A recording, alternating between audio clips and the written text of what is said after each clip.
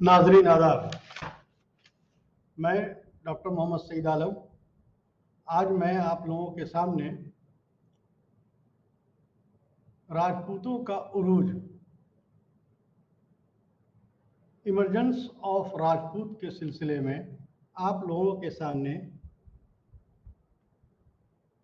अपनी बातों को आपके सामने पेश करने की कोशिश करूंगा।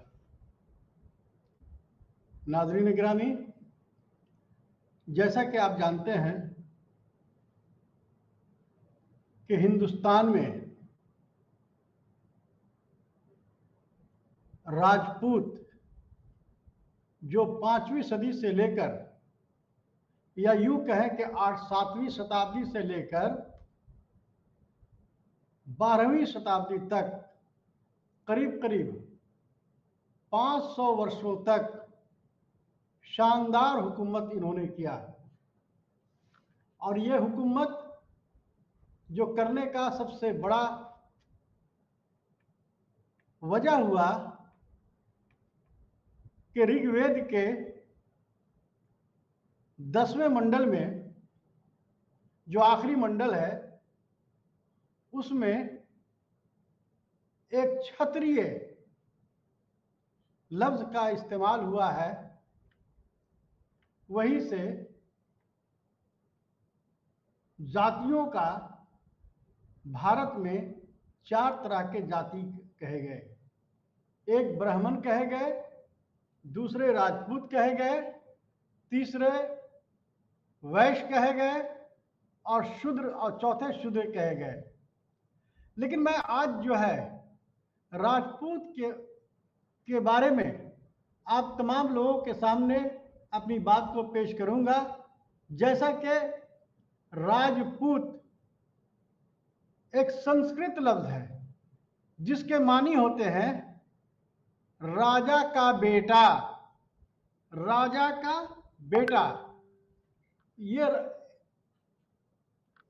राजपूत का जो मानी जो होते हैं वो राजा का बेटा। तो जाहिर सी बात है कि आप इसके तखल्लुस से ऐसा पता चल रहा होगा कि जो राजपूत लोग होंगे वो किसी न किसी रूप में, किसी न किसी शक्ल में हुक्मरान तबके से ही आते होंगे। इसमें कहीं पर से इनके मानी के जरिया, इनके बातों के जरिया ये बातें आप तमाम लोगों के सामने बताई जा रही हैं। जाहिर सी बात है कि जो राजपूत ऐसे शख्स को कहते हैं जो जुबान का मुस्तहकम, बहादुरी की अलामत और हिम्मत रखने वाला, मेहमान नवाज, सखावत परवरी, खानदानी अजमत को बहाल करने वाला ही शख्स जो है वो राजपूत होगा। आपने आम बोलचाल में कहा, सुनना होगा कि ये राजपूत का जुबान है। इसका मानी ये हुआ कि वो लोग ऐसे लोग को कहते हैं कि जिससे वो जुबान का वो पक्का हो, जुबान का मुस्तहकम हो। ये आम बोलचाल के बातों में ये बात होती है। तो जाहिर सी बात है कि ये जो हुक्मरान जो हुआ, उस हुक्मरान का जो है तवारीख में अगर हम पीछे की तरफ हम जाएं तो हमें ये बात समझ में आती है कि हर्षवर्धन जो करीब करीब 647 में उसके इंतकाल के बाद वहां जो है हालात बहुत ही खराब हो चुके थे। या यूं अगर कहा जाए कि हर्षवर्धन एक राजपूत कबीला का सबसे मजबूत हुक्मरान था, तो यह कहना बेजा ना होगा। अब हर्षवर्धन के इंतकाल के बाद छोटे छोटे राजा, छोटे छोटे सामंत, जिसे जागीरदाराना निजाम कहते हैं, बहुत ही तेजी के साथ वहां अमल आने लगा। और ये अमल आने के बाद ये करीब 9वीं शताब्दी में आप देखेंगे कि ये राजपूत जो पहले क्षत्रिय थे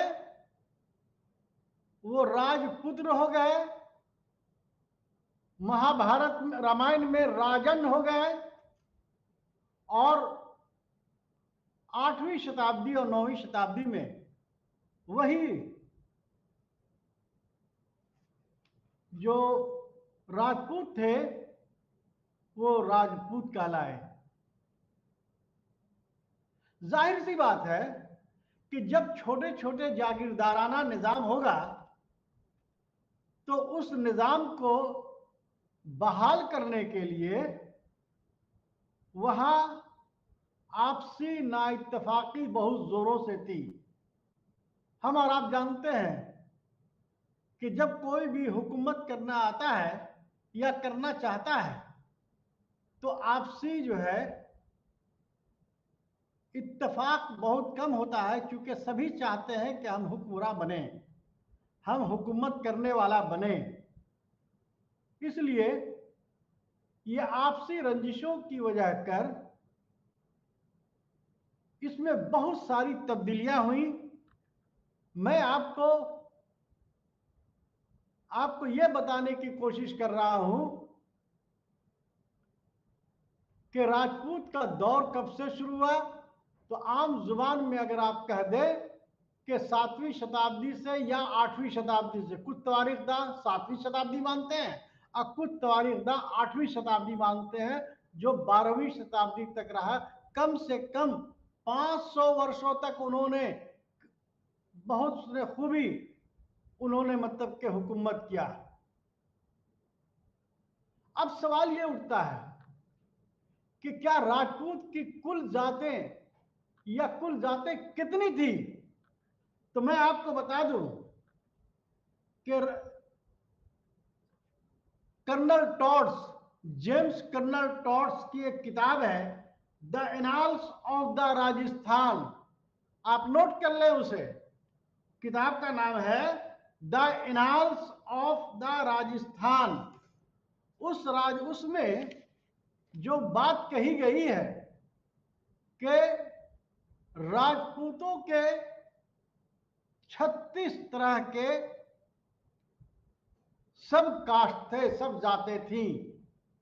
नंबर 1, जो जनरल टॉड्स के किताब में जो 1818 से लेकर 1922 तक जो उन्होंने अपनी तहकीकी मकाला लिखा है और एक किताब लिखा है the annals of the Rajasthan, उसमें राजपूतों के सिलसिले में पूरी तफसील के साथ उन्होंने 36 तरह की मतलब के जातों का वर्णन किया है। आप देखेंगे कि आज के जमाने में चाहे वो किसी भी जात का क्यों ना हो, चाहे वो ब्राह्मण हो तो उसमें भी सब कास्ट देखेंगे, क्षत्रिय हो तो उसमें भी सब कास्ट देखेंगे, अगर आप वैश्य देखें तो उसमें सब कास्ट देखेंगे, शूद्र देखेंगे तो उसमें भी सब कास्ट देखेंगे। इस तरीके से जनरल जेम्स टॉड्स ने जो उन्होंने जो कहा है, तो मैं आपको उसका बताता। यदु, यादव, दूसरा गहलोत, तीसरा राठौर, चौथा कुशवाहा, पांचवा परमार, छठा चौहान या चौहान, चाहुआन या चौहान, सातवां चालुक्य जो सोलंकी राजवंश का था, आठवां प्रतिहार, नौवां चाबूरा या चौरा, 10वां टांग या तक्ष, 11वां जिट जिसे जाट कहते हैं, उसे भी राजपूत के श्रेणी में लाया उन्होंने। 12वां हुन, जो हुन जाति थी जो सेंट्रल एशिया से आई थी, जिसको हुन कहते हैं। 13वां कट्टी, 14वां बल्ला, 15वां झाला या मकवान, 16 जेठवा जिसको कमरी भी कहा जाता है, 7वां गौ हिल, 18वां सरवैया या सरी अस्प, 19वां सिलार, 20वां डाभी, 21वां गौर, 22वां डोर या डोंडा, 23वां गढ़वाल, 24वां चंदेल, 25वां बड़गुजर, 26वां सेंगार, 27वां बेस, 28वां दाहिया, 29वां जौहिया, 30वां मोहिल, 31वां निकम्भ या नकुम, 32वां राजपाली, 33वां दहिया, 34वां सिकंदरिया, 35वां धान्य या पालक, 36वां मठ या जटा। तो आप देखेंगे कि 36 तरह के राजपूत जो होते थे, यह जो है जेम्स टॉड, ये जेम्स टॉड वही टॉड है जिसने बाहरी मतलब के जो है विदेश से बाहरी मुल्क के थे। अब सवाल ये उठता है कि ये जेम्स टॉड ने जो है अपनी बातों को जो उन्होंने कहा है, तो हम इसको अब ये देखें कि हिंदुस्तान में जो तवारीखदानों ने इसे कहाँ का माना है। तो सबसे पहले इसमें दो बातें हैं कि राजपूत चाहे तो गैर मुल्की थे, बाहरी मुल्क के थे या हिंदुस्तान के थे, इनका ओरिजिन यानी कि इनकी शुरुआत ओरिजिन का राय आम्मा क्या थी। क्या ये हिंदुस्तान के रहने वाले थे या ये बाहरी फॉरेनर थे जो आए और भारत में आकर हुकूमत किया। अब इसका सवाल अब ये उठता है कि ये जो है कहाँ के थे। तो अगर आप देखेंगे कि जो तवारीखदानों का एक बहुत बड़ा हुजूम जिसका नजरिया बिल्कुल अलग अलग है। अब आप ये देखिएगा कि बाहरी मुल्क से ताल्लुक रखने से पहले जेम्स टॉड ने कहा कि इनके मुताबिक राजपूत जो है वो बाहर के रहने वाले थे, यानी कि हिंदुस्तान के से बाहर से आए थे। क्यों बाहर से आए थे? जो आए थे उनके मुताबिक बाहरी थे, मुल्क में जो सीथियन जाति के ये पैदावार है। ये सीथियन जाति जो थे वो गैर मुल्की थे। उनका मानना था कि समाजी और मजहबी राय को ज्यादा जोर दिया है, रहन सहन के ऊपर दिया है। चूंकि ये गोश्तखोर थे, रथ पर चढ़कर लड़ाई करते थे, यज्ञों के ऊपर जोर देते थे, देना इनकी मतलब के ये थी। इसीलिए जेम्स टॉड का कहना है कि ये जो है आम तरीके से वो हिंदुस्तान के बाहर के लोग थे जो सीथियन जाति से ताल्लुक रखते थे। ये सीथियन जो थे वो सेंट्रल एशिया के रहने वाले थे। अब सवाल ये है कि हम किसी एक भी तवारीखदानों के कहने पर किसी को हम गैर मुल्की हम नहीं कह सकते हैं। अब सवाल यह है कि ये दूसरे लोग डॉक्टर स्मिथ के मुताबिक, वीएस स्मिथ के मुताबिक राजपूत जो है वो दरअसल जो है यहां पर ये शक और हुन जाति से ताल्लुक रखते थे। हुन और शक जाति से रहते थे। हम और आप जानते हैं कि ये हुन और शक ये भी बाहर के थे। जैसे हुन जो है वो चाइना से आए थे और शक जो है सेंट्रल एशिया से आए थे।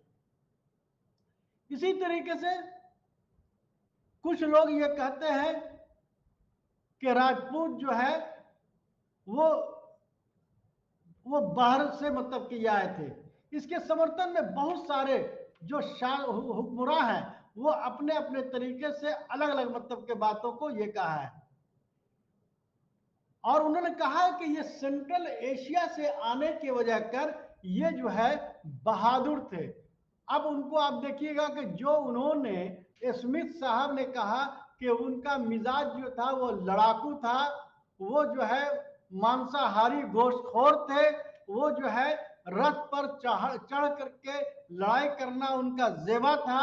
और यज्ञ जो हिंदुओं में यज्ञ का जो होता है वो बहुत तरह का यज्ञों का जो है, जैसे अश्वमेघ यज्ञ हो गया, वाजपेयी यज्ञ हो गया, ये सब सारे जो है ये लोग करवाते थे। इसीलिए ये लोग जो है, अच्छा, बहादुर मतलब के जो होने के कारण जो है ये, लेकिन सवाल ये उठता है कि रामायण और महाभारत में बहादुरी का काम क्या करते थे, तो ये जो है, क्या हम भगवान राम को जो राजपूत से ताल्लुक रखते थे, क्या हम इनको उस श्रेणी में ला सकते हैं? तो ये अभी इसके बारे में कहना बड़ा मुश्किल है। हम इस पर आगे की रोशनी डालेंगे। बगैर एविडेंस के हम इसके बारे में जो है नहीं कह सकते। भंडारकर साहब का कहना है कि चूंकि राजपूत जो है अग्नि कुंड से पैदा हुए हैं, किस चीज से पैदा हुए हैं? यानी कि आग से पैदा हुए हैं, इसीलिए उनको जो है वो विदेशी गैर मुल्की नहीं माना जा सकता। और इसलिए इसके मत में वो कहते हैं कि ये जो अग्नि कुंड से जो पैदा होने वाले, उसमें प्रतिहार, परमार, चौहान और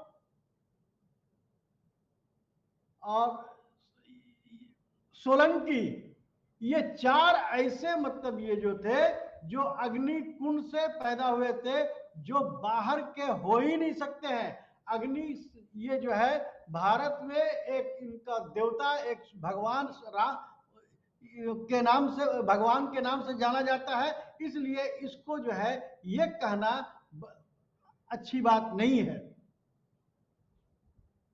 अब सवाल यह कि पुराण में जो है इसे राजपूत को है कहा गया।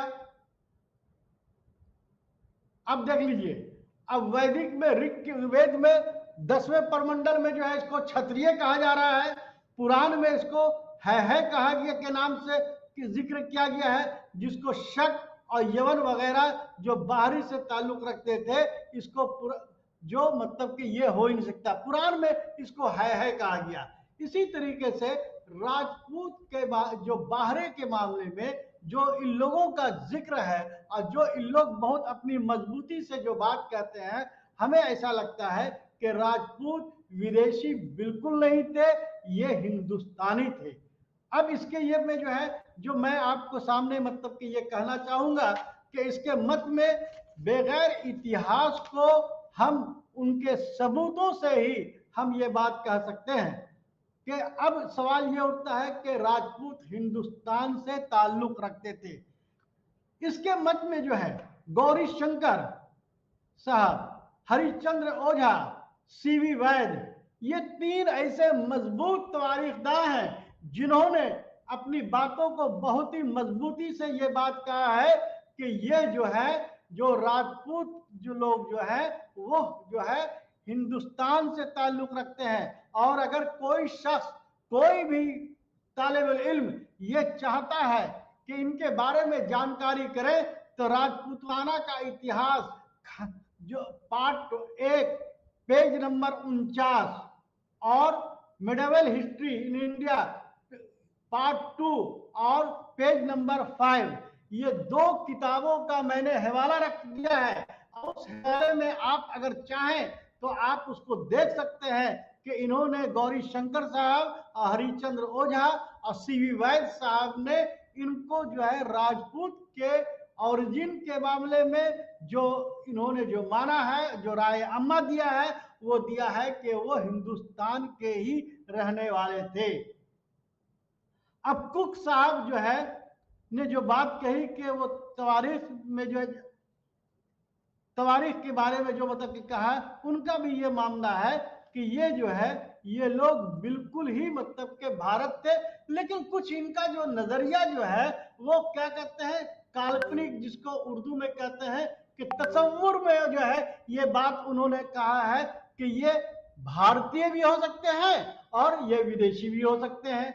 तो कहने का मतलब ये है कि जो सीथियन, जो हुन, जो शक, ये सब सारे जितने बाहरी जो शासक आए और भारत में आकर के अपनी हुकूमत को चलाया, तो वो जो है अपने आप को राजपूत लफ्ज का इस्तेमाल करने के पीछे ये है कि उसमें जो वैदिक काल में जो ग्रंथ था उसमें क्षत्रिय का जो है, तो इन लोगों ने देखा कि हम लड़ाकू टाइप के लोग हैं, लड़ने वाले लोग हैं, योद्धा हैं, लड़ाई करने की हुनर मालूम है, तो उन्होंने अपने आप को क्षत्रिय कहा।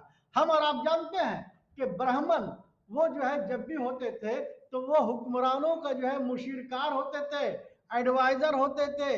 वो जो है ब्राह्मणों जो है वो जो है क्या नाम है, किसी भी हुक्मरान को सिर्फ जो है वो सलाह मशवरा देना उनका सबसे बड़ा अहम काम था। लेकिन लड़ाई करने का जो मतलब कि ये जो इतिहास में और तवारीखदानों ने जो कहा है उस क्षत्रियों का ही काम था। इसलिए उन जितने भी जो बाहरी मतलब के जो हुक्मरान थे, जो बाहरी थे, वो लोग जो है अपने आप को क्या कहा, क्षत्रिय कहा।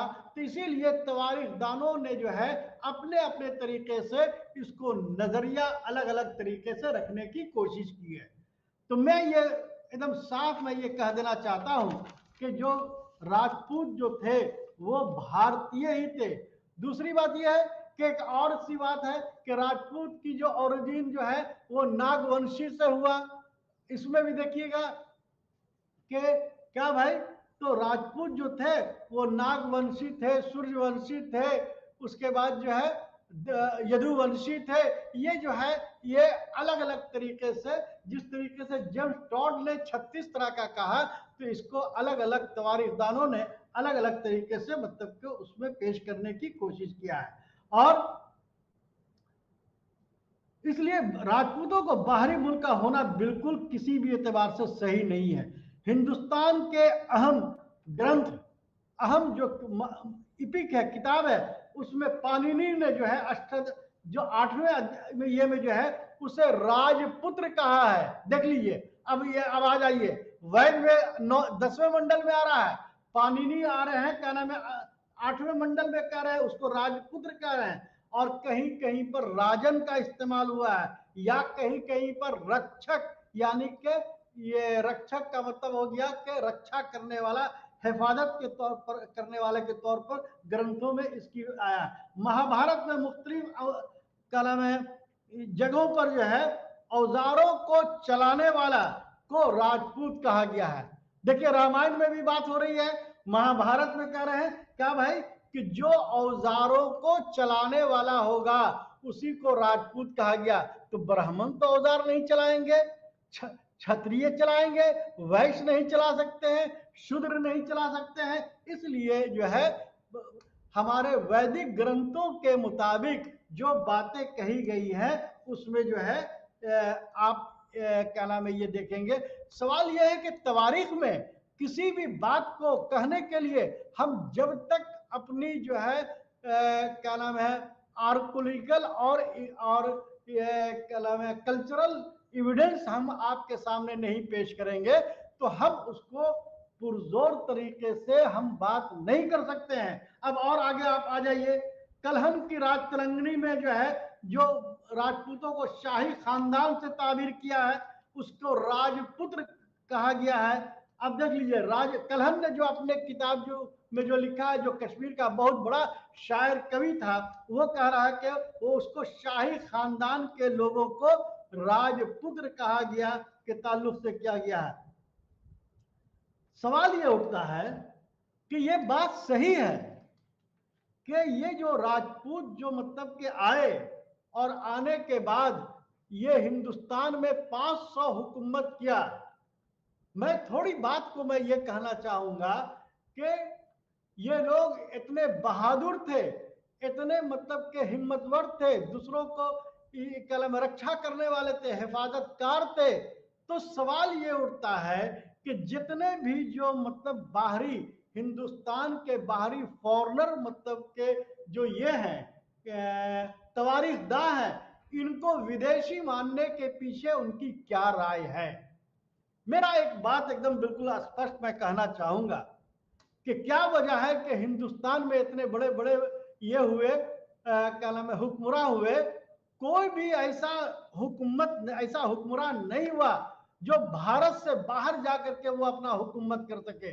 लेकिन तुर्क हो गए, चाइनीज हो गए, सेंट्रल एशिया के हो गए, शक हो गए, सातवाहन हो गए, हुन हो गए, ये सारे बाहरी आ रहे हैं और भारत में हुकूमत कर रहे हैं। आप देख लीजिए कि ये 500 सालों तक जो हुकूमत किया, और हुकूमत करने के बाद तुर्की लोग, अरब के लोग आए, और आने के बाद जो है यहाँ पर हुकूमत किया, ये 7वीं से लेकर के 12वीं शताब्दी तक। तो आप सोच लीजिए कि मीर कासिम हो गए, फिर ये गजनवी हो गए, फिर उसके बाद ये सब सारे लोग जो आए, तो ये सब आने के पीछे कौन सी ऐसी वजूहात थी कि जो भारत में इन्होंने सबसे मजबूत और सबसे सुरक्षित जगह अब समझा। तो तवारीख दानों में जो है एक मतभेद इस बात का ये है कि ये भी हो सकता है कि ये बाहर के थे, लेकिन ठीक है, हमारे ये बात सही है, हम भारतीय होने के बाद जो है मुझे इस बात का कलक जरूर होता है कि हमारे भारतीय लोग जाकर चाइना में, अरब में या अफगानिस्तान में, ये सब में क्यों नहीं हुकूमत किए, जबकि अफगानिस्तान से मौर्य वंश आ रहे हैं, अरब से आपको जाकर के तुर्की लोग आ रहे हैं, ये भी कासिम आ रहे हैं, गजनवी आ रहे हैं। तो ये एक बात है, हम इसके ऊपर बहुत ज्यादा डिटेल में न जाते हुए हम अपनी बात को और आगे हम आपको बताना चाहेंगे। ये बात सही है, इसमें कहीं दो राय नहीं है कि 12वीं शताब्दी के बाद जो है तुर्क के जरिया शिकस्त होने के बाद समाज में जो इज्जत राजपूतों की थी वो इज्जत में काफी कमी आई, इसमें कहीं दो राय नहीं है। लेकिन हर उरूज का जवाल होता है, हर बढ़ते हुए चीजों का जवाल होना जरूरी है। इसलिए हम इसको ये माने कि जो दुनिया में आया है वो जवान होगा, बाद में बूढ़ा भी होगा। हम ये समझते हैं कि राजपूतों का 12वीं शताब्दी जो है वो बुढ़ापा का दौर था, इसलिए जो फितरत की जो बात है उससे इनकार नहीं किया सकता है। ये बात अलग बात है कि राजपूतों को वैदिक क्षत्रिय की खानदान से माना जाता है। मनुस्मृति में भी जो है इसकी जबरदस्त अहमियत दिया है। मनुस्मृति जो किताब जो थी उसमें जो है जो ब्राह्मण और क्षत्रिय को वो जो है ये कहा गया है कि ये लोग जो है हुकूमत भी कर सकते थे, फसल का पैदावार भी कर सकते थे, लेकिन और वेद यानी कि धार्मिक मजहबी ग्रंथों को पढ़ने का हक था, लेकिन वैश्य और शूद्र को इस तरह से करने का जो है बिल्कुल जो है मना था। इसी तरीके से हम देखते हैं कि चीन, पहवन, पारद, शक, यवन, द्रविड़, पांडुप, चोल, खासकर ये सारे लोग किसी न किसी रूप में राजपूत थे, क्षत्रिय थे। इसमें कहीं पर से भी जो है मतलब कि पीछे नहीं हो सकता। इस तरह क्षत्रिय के हुक्मरान को जो है 12वीं शताब्दी तक जो है इनका हिंदुस्तान में बहुत ही अहम रोल रहा है, और ये लोग अपने अपने जमाने में जो है बहुत ही मतलब के जो है बहादुर कौम कहलाए हैं। अब सवाल ये उठता है कि राजपूतों का जो है जो हिंदुस्तान में जो हुए, तो उस राजपूतों का जो है उरूज का जो है कौन कौन सा मतलब के जो है ये थे, कौन सा ऐसे शासक थे, कौन से ऐसे हुक्मरान थे जिसने मतलब कि जो है इसको आगे बढ़ाने का जो है बहुत बड़ा काम किया। तो हम इस पर थोड़ा सा रोशनी डालते हुए हम अपनी बात को मतलब कि ये कहना चाहेंगे कि एक बात और मैं कहना चाहता हूं, एक बात मैं और ये कहना चाहता हूं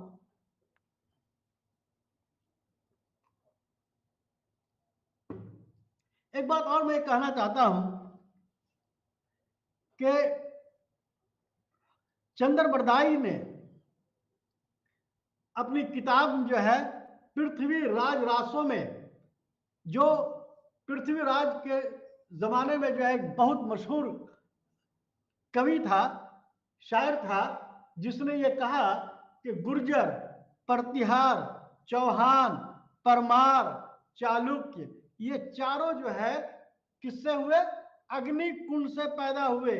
और उन्होंने, कर्नल टॉड ने कहा कि इन्होंने 36 जातियां थी, लेकिन चंद्रबरदाई ने कहा है कि चंद्रवंशी यानी के यानी के महताब का जो खानदान का जो था वो 10 मतलब के लोग थे।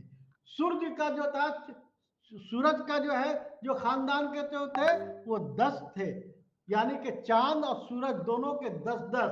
और अग्निकुंड जो चंद्रबरदाई कह रहे हैं कि वो 4 थे, और ऋषि वंश जो ये जो कह रहे हैं कि ये जो है 12 थे। यानी कि टोटल मिलाकर जो चंद्रबरदाई जो ये बात कह रहे हैं कि ये जो है 36 थे, इससे ये बात का वाजे हो जाता है। तो सवाल ये उठता है कि ये चारों मतलब के जो लोग जो थे, इसमें कौन सा ऐसा मजबूती थी कि जो इन लोगों ने मतलब ये किया।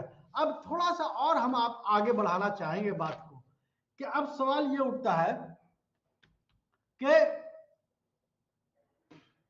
कि ये राजपूतों में जो है जो 36 तरह का ये रहे, और चंद्रबरदाई ने जो है जो 4 तरह की राजपूत को जो अग्निकुंड से जो पैदा हुए थे, ये कुछ मतलब के सही दिखता है।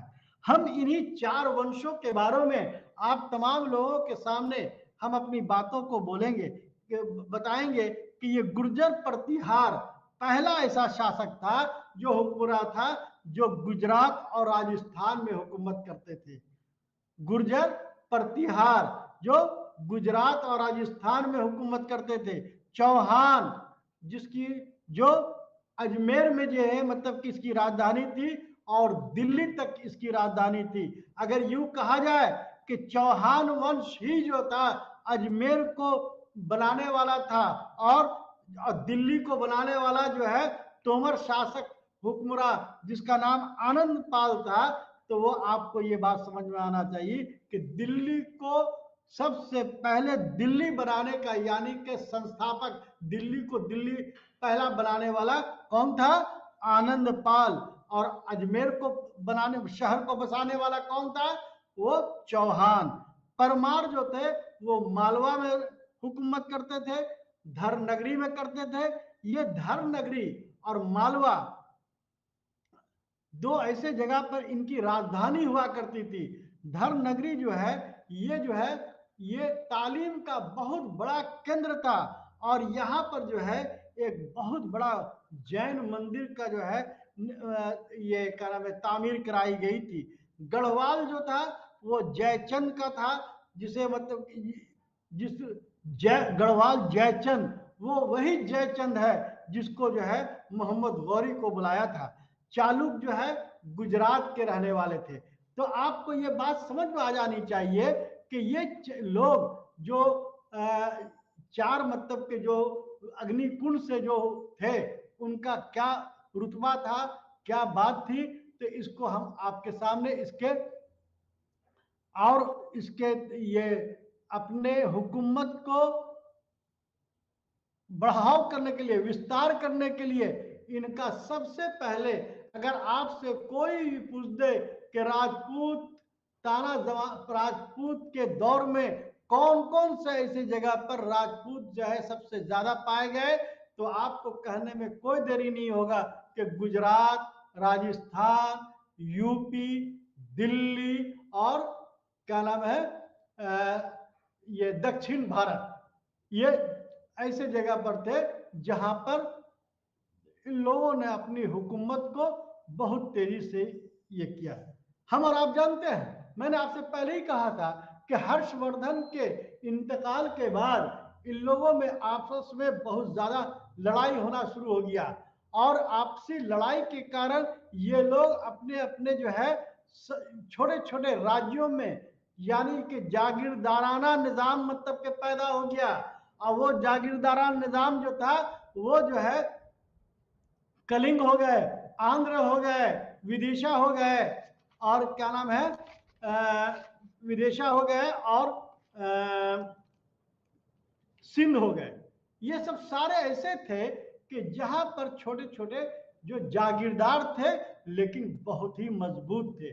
हम आपको सिर्फ ये बताने की कोशिश कर रहे हैं कि जो 4 मतलब के जो ये थे उसमें सबसे पहला अहम मुकाम गुर्जर प्रतिहार का था।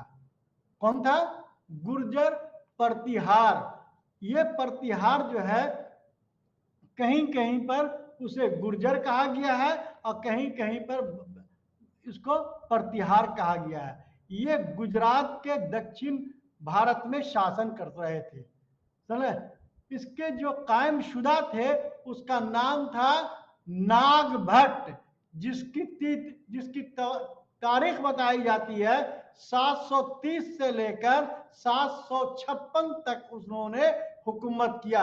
अगर आपसे कोई कह दे कि अगर ये हर्षवर्धन के इंतकाल के बाद सबसे मजबूत हुक्मरान राजपूत के दौर में कौन हुआ, तो आपको ये बात माननी चाहिए कि उसका सबसे बड़ा जो हुक्मरान हुआ वो नागभट्ट पहला था, यानी कि नागभट्ट फर्स्ट, जिसको बाद उसको कई नामों से जाना जाता है। कुछ लोग उसको हरिश्चंद्र को भी कहते हैं।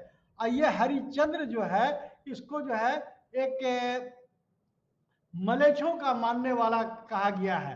तो तारीख में जो है अलग अलग जब जो आदमी रहता है उसको अलग अलग लकब से नवाजते हैं। तो कोई उनको हरिश्चंद्र कहा, कोई उसको मलेच्छों का जो है विनाश करने वाला, यानी कि मलेच्छों को खात्मा करने वाला कहा गया। इसी तरीके से गुर्जर का जो है राजधानी कहाँ थी? गुजरात थी। बाद में राजस्थान हुआ, अब बाद में उसके बाद में उज्जैन हो गया। क्या मतलब हुआ? मतलब यह हुआ कि जैसे जैसे हुकूमतें बढ़ती चली गई, हर राज्य से वो दूसरे राज्य गए।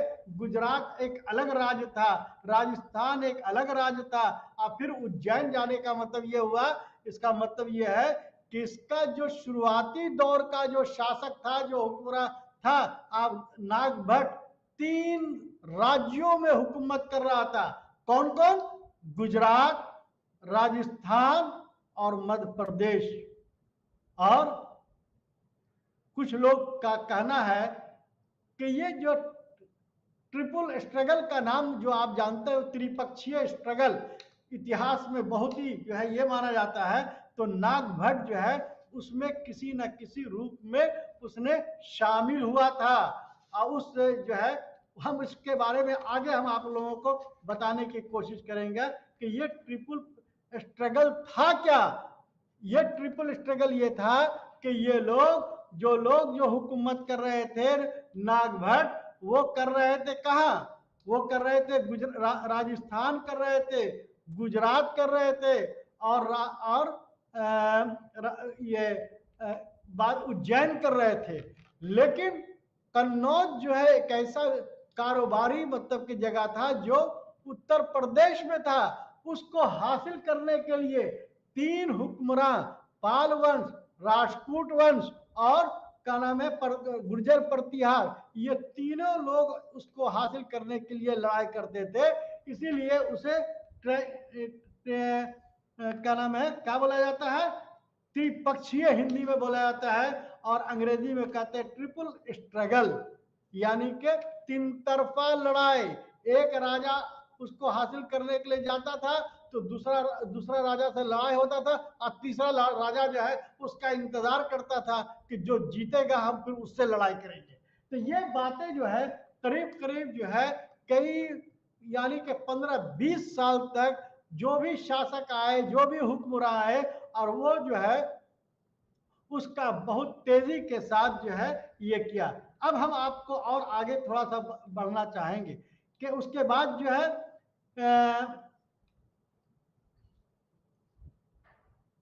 यानी कि हमने आपसे बताया कि नागभट्ट जो थे वो जो है त्रिपक्षीय ट्रिपल स्ट्रगल के लिए वो बहुत ही अहम रोल अदा किया।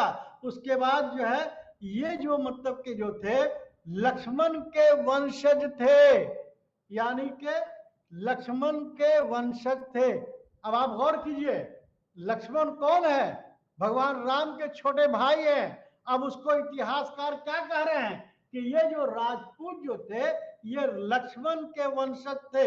और लक्ष्मण के जमाने में राजपूतों का काम जो है द्वारपाल का रहता था, यानी कि दरवाजे पर जो है खड़े होकर के उनको पहरेदारी करना, सुरक्षा करना उनका काम था। तो उसको क्या कहा गया कि ये लक्ष्मण के वंशज के थे।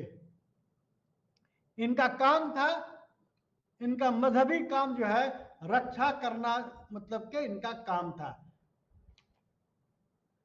हाँ, अब यहां पर देख लीजिए कि नागभट्ट के जमाने में जो है मुस्लिम आक्रमणकारियों का जो है बहुत तेजी के साथ आना शुरू हो गया। अरब के मीर कासिम थे जो इनके जमाने में जो है वो आए, लेकिन नागभट्ट जो है उस जमाने में मीर कासिम को बुरी तरह से हरा दिया और वो वापस चले गए। इसकी जानकारी हमें मिलती कहां से है?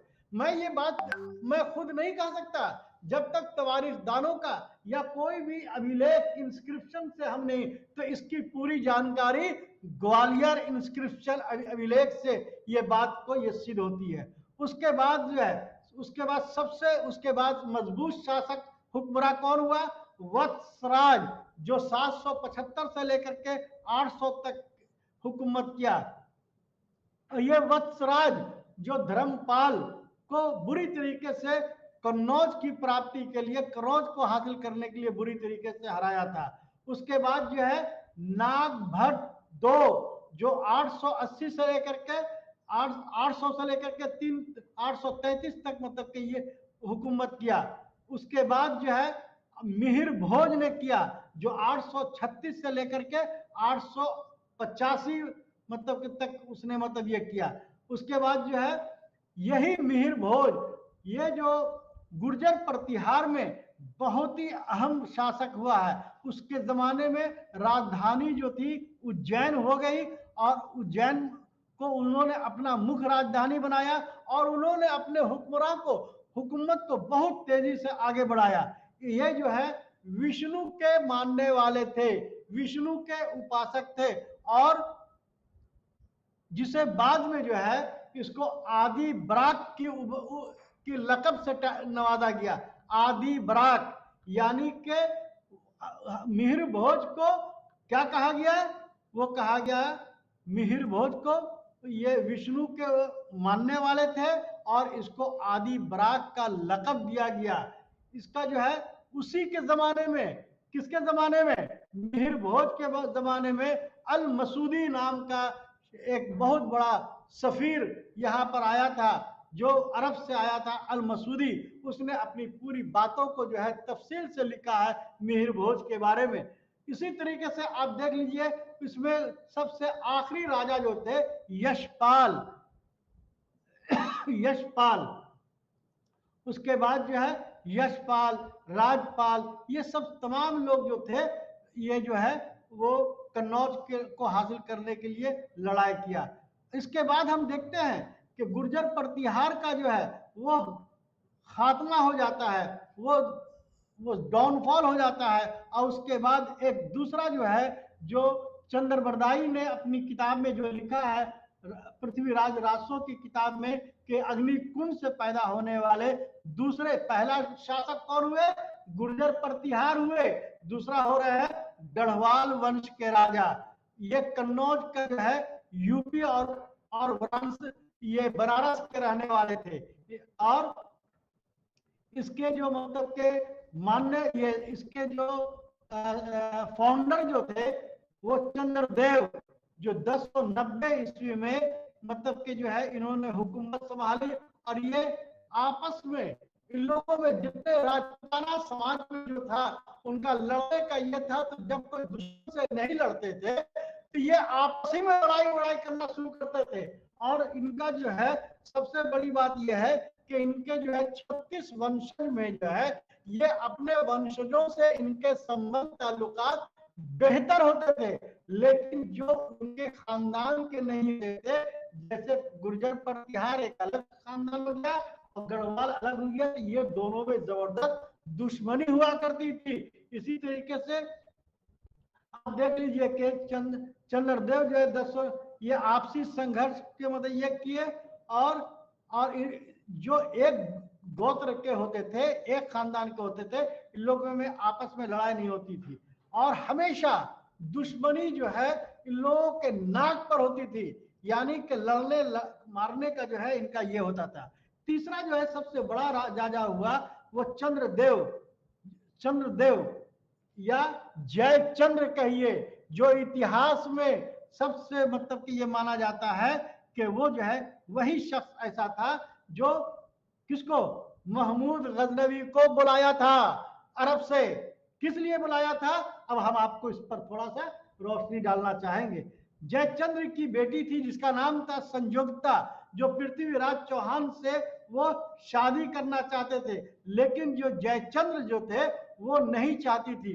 लेकिन संयोगिता जो है पृथ्वीराज से जो है स्वयंवर में जो है स्वयंवर उन्होंने रचाया और रचाने के बाद जो है उनके गले में जो है उनको वर डाल दिया और इनको इस बात से उनको जयचंद को बहुत गुस्सा हुआ और गुस्सा होने के बाद जो है उन्होंने जो है पृथ्वीराज से जो है उन्होंने दुश्मनी ये कर ली। और हम बहुत ज्यादा इस पर डिटेल में इसलिए नहीं जाएंगे कि हमें पूरे खानदान के बारे में बताना है, इसलिए हम शॉर्ट में ये बता रहे हैं कि जयचंद की बेटी संयोगिता की शादी किससे हो गई, पृथ्वीराज चौहान से। किसके खिलाफ, यानी कि बाप के खिलाफ में बेटी ने बगावत कर दिया और उसने अपनी बाप के बिना बोले हुए पृथ्वीराज चौहान से उन्होंने शादी कर लिया। और 1194 ईस्वी में गौरी ने जो है महमूद गौरी ने ये कहना है इन पर हमला कर दिया, जिससे बुरी तरीके से पृथ्वीराज चौहान की हार हुई। और उसके बाद जो है एक तीसरा मतलब के जो है अरे जयचंद का मामला जो मतलब कि ये है, ये तवारीख में जो है अगर आप चाहें तो इसको हम बता दें कि 1170 से लेकर 1193 ईस्वी का ये मामला मतलब कि जो है, यानी कि ये कहा जाए कि अगर जयचंद की तारीख जो है हुकूमत करने की तारीख क्या रही होगी तो आप अच्छे तरीके से जान जाए कि 1170 से लेकर 1194 तक का जो है इसकी हुकूमत रही है। इसी बीच में संयोगिता ने जो है पृथ्वीराज चौहान से शादी कर दिया।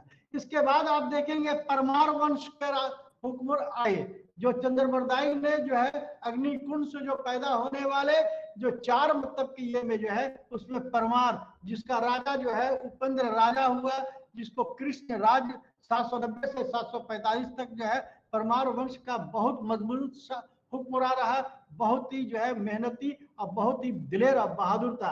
इसकी राजधानी जो है धरांधी और उज्जैन में जो था जो धारा नगरी कहलाता है वो जो है।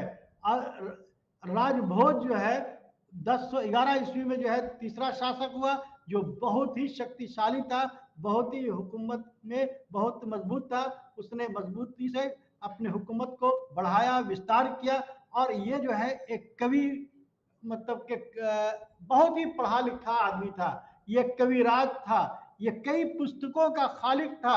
इसीलिए जो है इसे जो है ये कहा जाए कि ये जो है कवि राजा के साथ साथ बहुत ही काबिल, यानी कि मेडिसिन में, उसके बाद मैथमेटिक्स में, उसके बाद कई किताबों का खालिक है। इसीलिए जो है इसे जो है बहुत ही जो है इम्पोर्टेंट मतलब कि ये जो है ये शासक मतलब कि हम लोग हुक्मरान इसको मानते हैं, है ना। तीसरा मतलब कि जो है सबसे उसके बाद जो है अब आप गौर कीजिएगा कि इन्होंने कई सब्जेक्ट में जो है किताबों को लिखा। राजा भोज जो है बहुत ही काबिल सलाहियत वाला इंसान था, जिसमें साइंस, मैथ, अगर उसको ये कहा जाए कि मेडिवल हिस्ट्री का एक अहम शासक, पढ़ा लिखा शासक, ये नहीं कि बहुत बड़ा शायर, तो जो आयुर्वेद यानी कि आयुर्वेद का कई किताबों का खालिक है। धार नगरी में राजा भोज ने एक बहुत बड़ा विश्वविद्यालय बनाया था, वो जो और वहीं के विश्वविद्यालय के बगल में एक जैन मंदिर का वो उन्होंने तामीर करवाया, जो भोपाल और भोपाल में एक तालाब का निर्माण, ये तामीर करवाया। आप सोच सकते हैं कि वो शख्स एक ऐसा मतलब के जो है सांस्कृतिक लिटरेचरी का इतना मजबूत आदमी था कि जहां पर जिस कैंपस में शिक्षा दीक्षा की बात कर रहा है वहीं पर एक जैन मंदिर को मतलब ये किया को उसको निर्माण करवाया और उसने एक तालाब खुलवाया। इसका मतलब ये हो गया कि वो जो है तामीर के साथ साथ तालीम का ऊपर बहुत ज्यादा मतलब के जो है उसने जोर दिया। इसके बाद जो है आप अगर आप देखेंगे तो आपको जो है चौहान वंश का जो है ये जो था वो पहला राजा जो होता है चहमान चौहान वंश को चमहान भी कहते हैं। और ये जो था वो जो है वासुदेव कहा गया। चहमान को कहा गया वासुदेव कहा गया। उसकी राजधानी कहाँ थी? अरी क्षेत्र, अजमेर, नागौर। और उसका अजय राज जो था 1130 से 1150 किया। अरे राज का जो है वो शख्स जो है अजमेर का जो है उसने एक नया ये बनाया, एक बहुत बड़ा जो है लड़ाई करने वाला स्ट्रगलर था और कई शहरों को बसाया। दिल्ली की भी तामीर जो है तोमर हुक्मरान ने किया था। उसी तरीके से विग्रह राज जो बहुत बड़ा जो कवि था जिसको सोमदेव ने इसको ये सोमदेव के नाम से भी जाना जाता है। उसी तरीके से तीसरा राजा जो है पृथ्वीराज था। फिर पृथ्वीराज थर्ड था जिसका पृथ्वीराज के जमाने में एक बहुत बड़ा जो है कवि था जिसका नाम था राजरासो। किताब लिखा जिसने चंद्र बरदाई के नाम से जाना गया। उसी तरीके से अगर आप हम देखें कि पृथ्वीराज जो थर्ड थे उसी के साथ जो है गौरी का जो है बुरी तरीके से मतलब कि ये हुआ। और उसके बाद जो है अगर ये कहा जाए कि गौरी के बाद ही ये 1177 से लेकर 92 तक जो है चौहान खानदान का जो है वो के बाद जो है वहां पर जो है गुलाम वंश हो गया या कुतुबुद्दीन ऐबक हो गया या मोहम्मद गौरी हो गया। तराइन के युद्ध में 1191 ईस्वी में बुरी तरीके से मतलब के जो है इसने हार गया। अब एक लास्ट राजा जो था वो चालुक था जिसको सोलंकी जो है जो 10वीं से 13वीं शताब्दी के बीच में अग्निकुंड से ये हासिल हुआ था।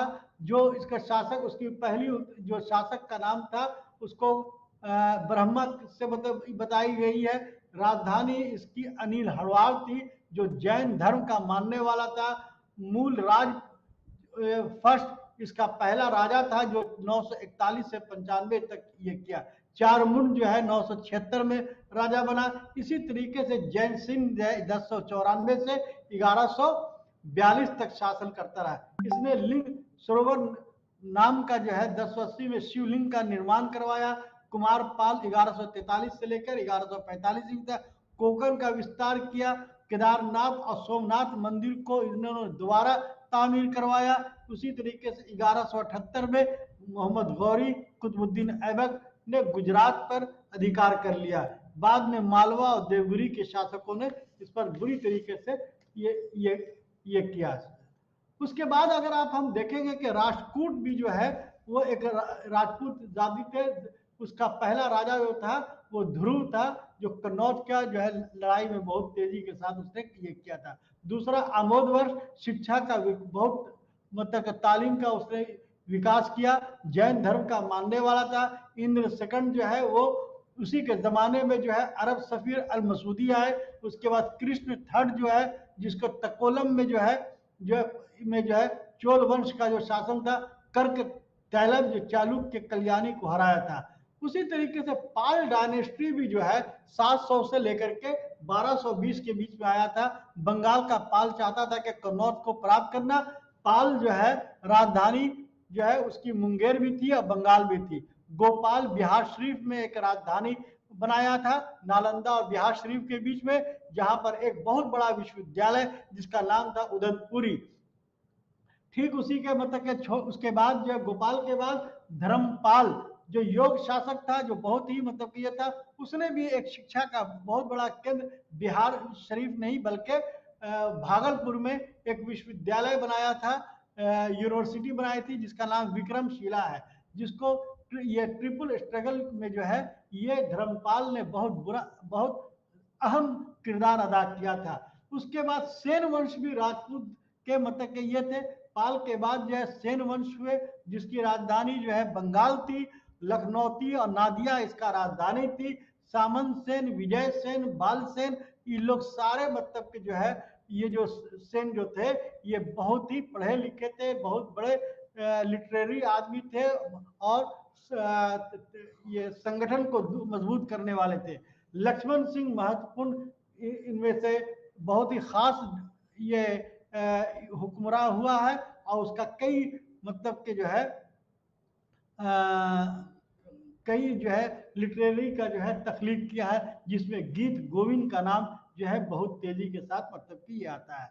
अब सवाल ये उठता है कि क्या ये राजपूत जो थे वो जो है उनका राजनीतिक स्थिति क्या थी, समाज में उनका क्या स्थिति थी, आर्थिक स्थिति क्या थी, धार्मिक स्थिति क्या थी।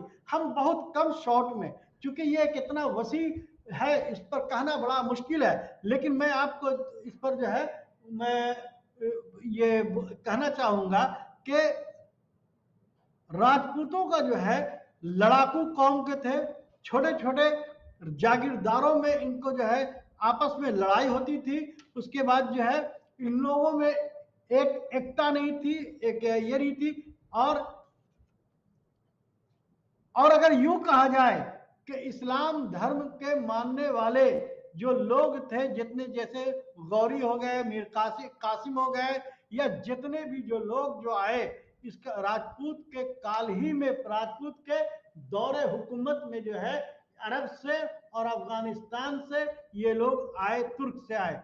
अब ये समझ जाइए कि योद्धा होने के बावजूद हमारा ये कहना है कि ये लोग जब योद्धा थे, बहुत बड़े लड़ाकू थे, तो दूसरे मुल्कों के लोग यहाँ पर आकर किस तरीके से हुकूमत किया, इसका मतलब यह है कि उनके हुकूमत में कुछ कमी होगी, तभी कोई बाहरी हुकूमत के लोग, बाहरी राजाओं के लोग आना शुरू कर दिया।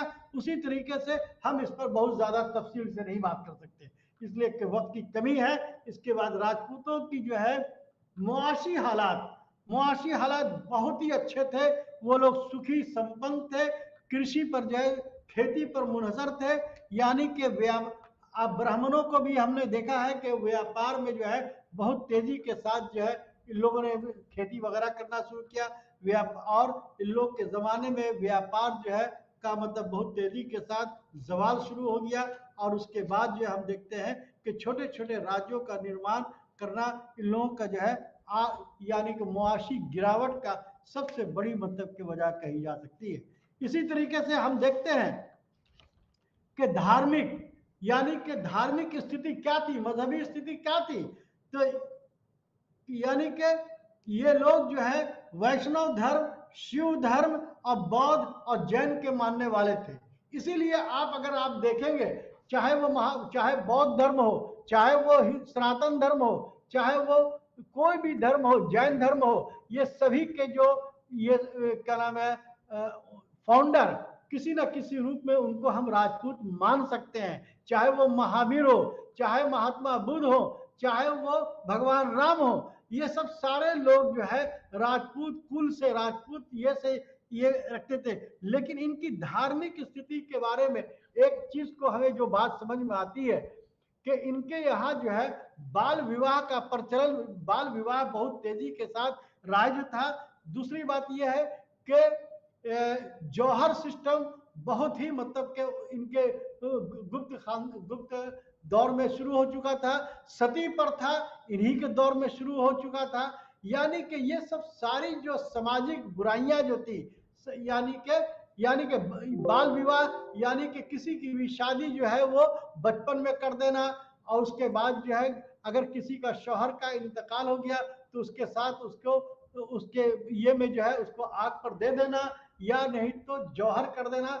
यानी कि किसी को जो है अगर किसी का ये क्या नाम है शौहर का इंतकाल हो गया तो उसके साथ उसको जौहर कर देना, ये सारी बुराइयां गुप्त दौर में जो है जरूर शुरू हुई।